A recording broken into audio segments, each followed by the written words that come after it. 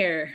I am just really I didn't have the settings right. I hope that works. I hope that sounds right. Okay. There might be a little bit of something off today. I will, if there's some really bad like feedback or something today, I'd love it if someone would let me know. I'm setting it up a little bit differently. Oh, look at this. I mean, it's a cute little top, isn't it, to a chair? It's just going to drive me crazy if I look up and see that. Okay.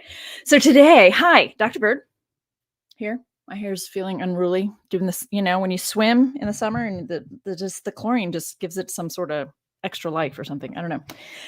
I love swimming. Okay. Today is June 16th. We're a little over halfway. I've been enjoying this daily thing with you all. I hope that you all have been as well. That some of you at least who are joining in and checking in, having a good time with it. So briefly, I'm Dr. Bird. I'm a biblical scholar. I like to talk about what the Bible says about things, what it actually does and does not say. I'm very focused. I'm very interested in, my focus right now is on marriage in the Bible. What does the Bible say? What do we actually see in relation to marriage, the relationships we call marriage? What does the Bible say about sex? Because those two are intimately intertwined, biblically speaking, which is a part of why so many people today have a hard time separating this conversation about who's having sex and how and why, and marriage, that these two things are so intimately connected for so many people. And it's partly because our biblical texts prime us to see people and relationships, this particular relationship, through that lens. So, that's why I've written a book on it. Hang on a second. That's why I've written a book, Marriage in the Bible, What Do the Texts Say?, which will be out this fall. You can pre-order it on the website, the publisher's website, or at Amazon now has a page for it. Woohoo! But it'll be out end of November. It says December, but it'll be end of November. And so that's why I'm doing this, is also like just talking about some of the same issues that I'm writing about in the book. So you can kind of have a sense of what it is I'm doing in the book, see if you're interested. But even if you're not interested in the book, I think these are just really important things to talk about. So this is a really fun way for me to get to do that. So chapter 25 of Genesis is where we are. So here we go. Let's just jump into it, right? I don't think there's anything I need to... There isn't the same kind of prep that, what to think about as we go through this. It's all very similar to what we've done before. We're going to get some genealogy. We're going to get some more genealogy. And then we're going to get the story about Rebekah getting prego. So let's jump into this. Let's treat this more like story time, right? Abraham took another woman. And again, if you're new to this, if I raise my hand, it's because my translation says most likely wife or husband, but I'm saying man or woman instead. So what I'll say, if what I say is different from my translation, I'm just trying to highlight for you how often this happens. One of the big things about marriage in the Bible is that most English translations, and I've not gone to look at other parallel languages, like if Spanish does that and Coptic and, I haven't looked at other languages, but almost every single English translation will say wife and husband when that's not really justified in the Hebrew or in the Greek in the Newer Testament. So Abraham took another woman whose name was Keturah. I'm just curious how many people even knew that Abraham took a third. Well, Sarah, and then Hagar, his little side piece, the woman forced to be his side piece, right? And now Keturah. Who knew that he had 3 different families? Did you know that? I'm not judging having 3 families. I'm just wondering how many people knew that he had 3 families. Did you just think of Abraham and Isaac, right? Abraham and not even really Sarah. But anyway, okay. Keturah, bore him, check this out, Zimran, Jokshan, Medan, Midian, Ishbak, and Shua. Jokshan was the father of Sheba and Dedan. The sons of Dedan were Ashurim, Letushim, and Leumim. The sons of Midian were Ephah, Epher, Hanok, Abidah, and Eldaah. All these were the children of Keturah. Abraham gave all he had to Isaac. Well, that's an interesting choice. But to the sons of his concubines, Abraham gave gifts while he was still living, and he sent them away from his son Isaac eastward to the east country. Do we need to talk about this? Marriage? Does this fall under family or marriage, or does it matter? Were you aware of this part of Abraham's story? Does it matter to you that he's got this whole other third family? He's got the first family, Hagar and Ishmael, that he disowned. And I think she falls under the title of concubine, even though she was an enslaved person. I think she might still fall under the label of concubine, and that she would be kind of grouped with Keturah here. Keturah, I just love it. And again, I meant to look up the Hebrew ahead of time, but she's being called wife here in verse 1, and then in verse, 5, verse 6, she's being called a concubine, because that's more like what she was, right?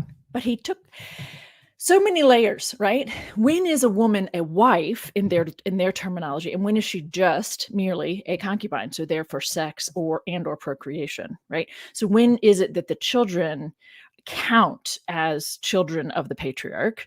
It really just depends, right? Because Abraham here has had 2 different women serve that role for him, producing children for him. And here he's just basically writing most of them off, right? I'm not going to say more than that about. I'm just going to kind of linger around that comment and the reality in this passage for you, just a moment, right? The biblical, the patriarch of it all, right? This is his behavior around women and about procreating and about marriage, right? So biblical marriage, really not doing well so far, right? So anyway, let's move on, unless there's more to say. Some pragmatic crystal just joined in.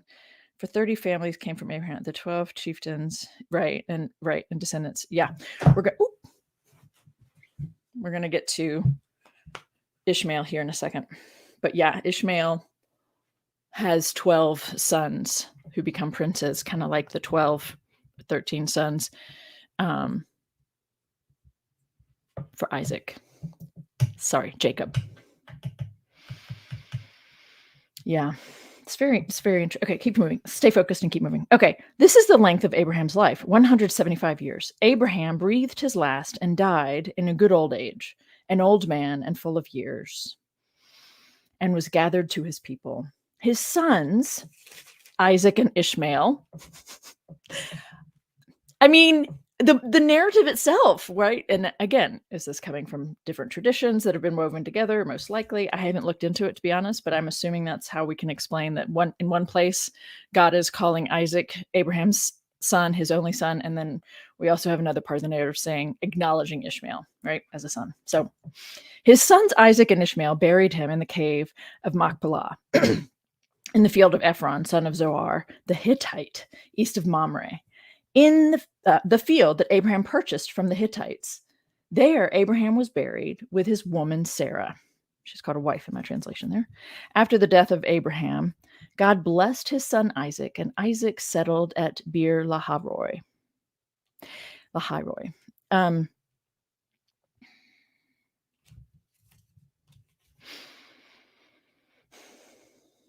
There's not much more to say there.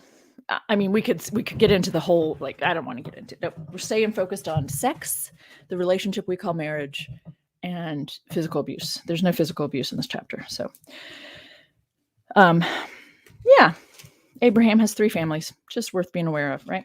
If you're not. So here, I don't remember the last time I read through the passage about Ishmael and his descendants. So here you go. You're going to get to hear it today if you've not heard it before. These are the descendants of Ishmael, Abraham's son, whom Hagar the Egyptian, Sarah's slave, bore to Abraham. These are the names of the sons of Ishmael, named in the order of their birth. Nebaioth, the firstborn of Ishmael, and Kedar, Adbeel, Mibsam, Mishma, Duma, Massa, Hadad, Tema, Jetur, Naphish, and Kedema. Or Kedema. I'm sure it's Kedema. Probably Kedema. These are the sons of Ishmael, and these are their names, by their villages and by their encampments, 12 princes according to their tribes. This is the length of the life of Ishmael, 137 years. He breathed his last and died and was gathered to his people. They settled from Havilah to Shur, which is opposite Egypt in the direction of Assyria. He settled down alongside of all his people. Again, there are lots of little deep dives we could be doing here that I'm not a scholar, not a Hebrew Bible scholar. I've not looked into any of these lineages, things like that. But I do think all these little things are kind of fun, right? He settled alongside all his people. What does that mean? Ishmael and all his descendants settled alongside his people. Is that a nod to, how the origin of these people that we're calling the Hebrew people, the Israelites and the Ishmaelites and so forth, like they come from all over the place? Is that a nod to that? Is this a nod to Hagar and, she's an Egyptian? I don't need to make it anything. I just think it's really interesting when we get these little comments, right? So anyway, there you have it. There's Ishmael and his sons, the 12 princes who become heads of tribes, just like for the Israelites in a generation or two. Okay, so we've named them, and now we're going to see the Ishmaelites pop a time or two in the storyline, but not very often. And now we're back to Isaac and Abraham, etc. So these are the descendants of Isaac, Abraham's son. Abraham was the father of Isaac, and Isaac was 40 years old when he took Rebekah. My translation says married, but there isn't a verb for that, so it has to be probably lakach, which is to take. Isaac was 40 years old when he took Rebekah, daughter of Bethuel, the Aramean of Paddan Aram, sister of Laban, the Aramean. So he's taking his cousin, okay? Once removed, I think. Isaac prayed to the Lord for his woman because she was barren. And the Lord granted his prayer, and his woman, Rebekah, conceived. The children struggled together within her, and she said, "If it is to be this way, why do I live?" The struggle to carry twins. So she went to inquire of the Lord, and the Lord said to her, now that's fun, right? It is not often that an angel of the Lord or the Lord himself speaks directly to a woman. So this is nice, right? 2 nations are in your womb. Okay. 2 peoples born of you shall be divided. Starting to worry. The one shall be stronger than the other. The elder shall serve the younger. Now, I don't know about you, but this is not the kind of word you want to hear from the Lord. I don't know that your children are going to be contentious with each other. Not exactly a great thing to hear. I don't know. But anyway, there you have it. When her time to give birth was at hand, there were twins in her womb. We've already established that. Do you ever notice that? How many times there's a repetition? Anyway, I just have to point it out because it makes me giggle. In case you missed it 2 verses ago, the first came out red, all his body like a hairy mantle. So they named him Esau. Afterward, his brother came out with his hand gripping Esau's heel. So he was named Yaakov, Jacob, which is, we're not sure which way to translate that. He takes by the heel or he supplants, he grasps at, right? Isaac was 60 years old when she bore them. I love that, right? I should go look that up in the Hebrew to see what it says. It's all about the men and how old they are when these things happen. Rebekah's name isn't even mentioned at that point. Isaac was 60 when a woman gave him children. Okay, let's take a moment here, okay? Because here's the thing. I was interacting with someone very dear to me recently who desperately wanted to have bio children and was not physically able to. They're fairly certain it was because of adhesions that started when she was quite young, like as a child, perhaps as a botched appendectomy. anyway, she was not able to have biological children, and she yearned for that for years, right? And I do want to just pause to comment on this is a thing that most of the women in the book of Genesis actually struggle with. This is and here's the thing. There are two different pieces to this. One is that the genuine desire that many women do have that is being given a very, very small little window into, right? Um, Isaac very desperately wants her to have children, and he prays to the Lord on her behalf. We see in the next generation, we see Rachel absolutely desperate. Excuse me. Absolutely desperate to have children. And I think it's both. I think it's both a biological, hormonal desire that a person has at times that many women have. Not all cisgender female, not all humans with uteruses desire children, but many do. Yeah, it's a real, like, actual physical longing that many people do have, but not all. I think that's a really important thing to say. It's just that not all humans with uteruses desire with all their being to have children. This is an important thing for me to note. I happen to be one of them. But there are people who do, and can be quite devastating, right? So I do think it's really interesting that Sarah has, considered herself essentially lost as a woman because she didn't have the pleasure of being a mother, and Rebekah desires it. And notice, though, they struggle for 20 years. She was a child when he took her, or she was young when he took her, but 20 years, that's a long time to go at trying to have children, right? And to not make it work for what, and they didn't have as many reasons to attribute it to as we do, right? That's a very real thing. It's also very cultural. So, and I live in the south-ish of the United States, and it's much more of a thing now than when I was out in Portland, but Oregon. But there's a thing here, there's also a cultural, social expectation of people in general, right? Of, male-looking people and female-looking people and so forth. However you want to define those two. I'm sorry, I don't want to get into a sidebar about gender and what we look like and all that stuff. Please know that I have a very gender fluid understanding of identities, and I think it's great that we have this sense of trying to be beyond the binary, but just trying to speak in generalities here for the sake of speaking in generalities, right? Because we're talking about, procreating. So, okay. Love that there are biblical passages that actually try to acknowledge this struggle, and it's coming from two places: biological and cultural, right? The expectations, the influence. And I think the cultural can be really quite devastating, can in some ways be just as awful as desiring it for yourself and not being able to. I can't really say that because I haven't experienced both. I've only experienced the one. But so I just want to take a pause on that. 20 years here for Rebekah. I mean, I just think about women who struggle for 10, 5, 10, and that's just a long time. It's a very real part of their existence, and I want to honor that and respect that, right? So I'm going to go back to the story now and finish reading this chapter and see what else we need to discuss.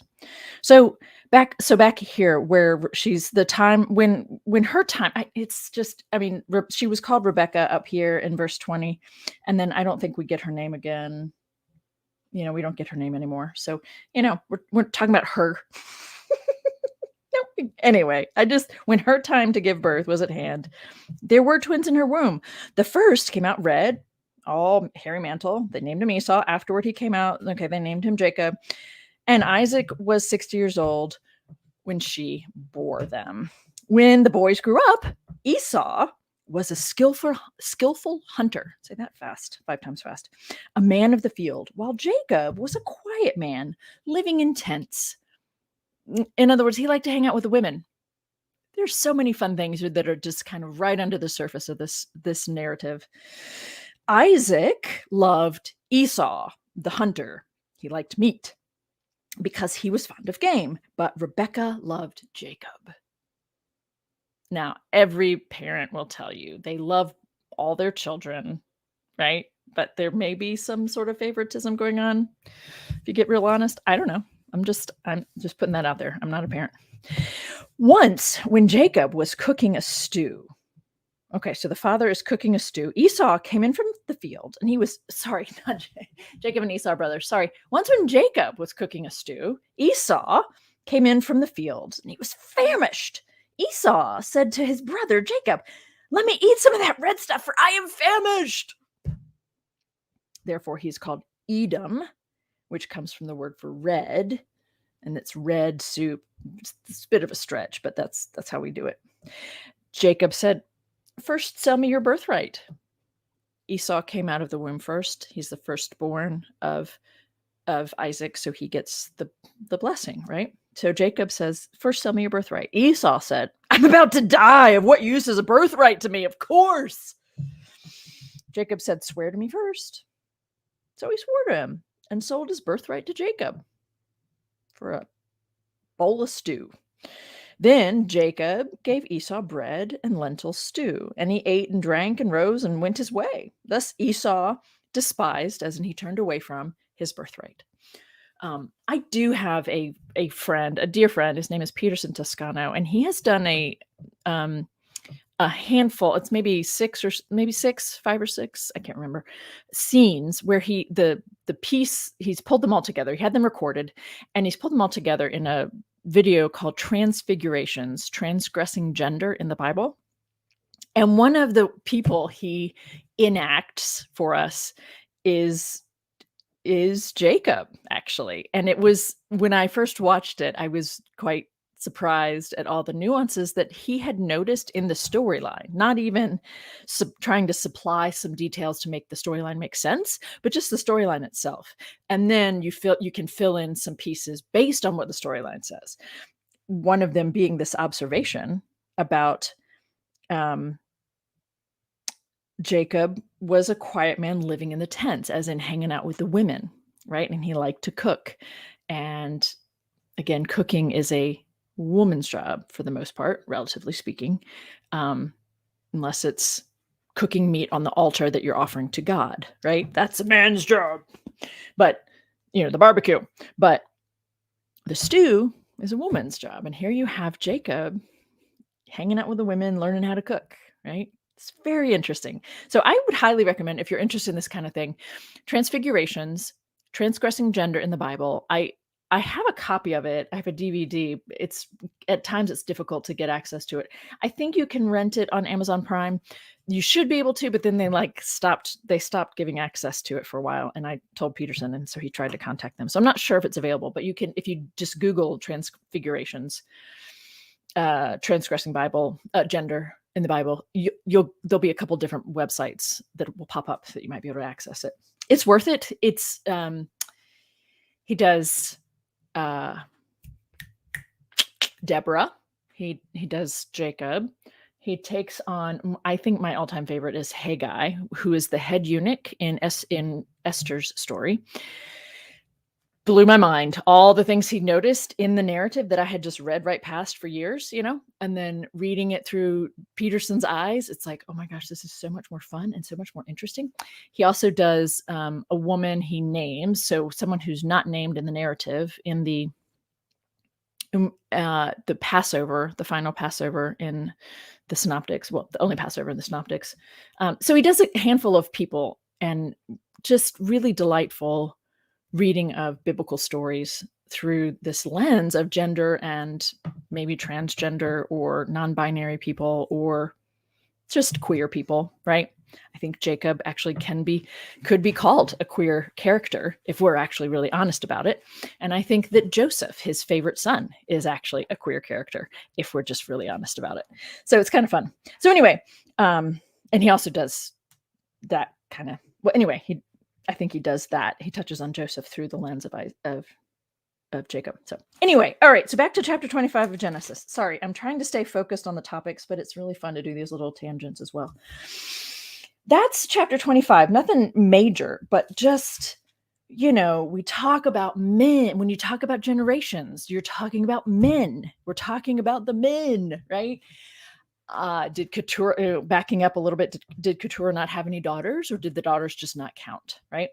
Um, it's highly unlikely that she only had sons. It's highly unlikely that all these women only had sons, right?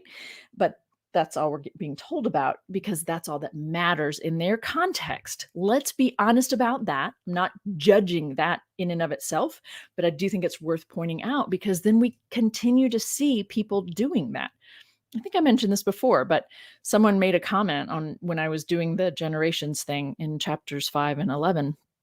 Like, I mean, just 100 years ago, people were still doing generations, in family Bibles at the beginning, or this particular person did a lot of genealogy work, and they were still seeing people talked about that way, right? Where it's the daughter of a woman, the daughter of so-and-so, but she's not even named, and she's given men children. And so we're talking about families and generations through the lens of who the men are.